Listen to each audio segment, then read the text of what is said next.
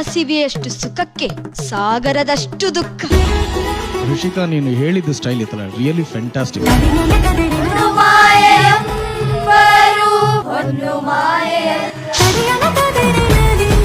ಬಹಳ ಸುಂದರವಾಗಿ ಮಾಡಿ ತೋರಿಸ್ತೆ ಮಗು. ಈ ಸ್ಟೇಜ್ಗೆ ತಾಕತ್ತಿದೆ. I am proud to be with you people. ನಿನಗೆ ನಿನ್ನ ಜೊತೆ ನಡೆದ ಘಟನೆಗಳು ನೆನಪಿವೆ, ಆದರೆ ನೀನು ಮಾಡಿದ ಅನಾಹುತಗಳು, ಕುಕೃತ್ಯಗಳು ನೆನಪಿಲ್ಲವೇ?